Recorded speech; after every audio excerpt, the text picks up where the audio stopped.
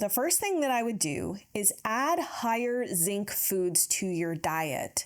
For some reason, and we're not entirely certain why, higher amounts of zinc can be helpful. Now, higher zinc foods look like shellfish, oysters, other crustaceans. You can do different seeds and nuts. Like I love cashews and pine nuts with seeds. It could be pepitas and hemp seeds. You could also try different legumes. So if you like legumes, again, this is sort of why you start here and don't go to AIP that cuts a lot of these things out.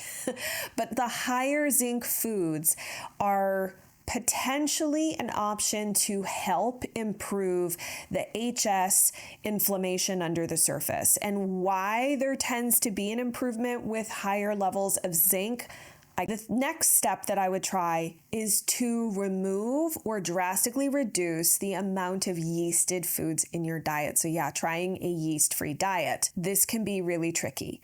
So if you're going to do this, you should know right up front that you cannot do anything that is yeasted or has yeast in the ingredients. That would also include fermented foods. So we would start off with cutting things out like baked goods, breads, again, anything with yeast, so that would be baker's yeast, anything that has brewer's yeast or nutritional yeast in it. Those would all be no-goes. You'd also need to avoid moldy foods like, and I know you're probably like, I don't eat moldy foods, but some people actually do eat moldy foods like moldy cheese, blue cheeses, for example.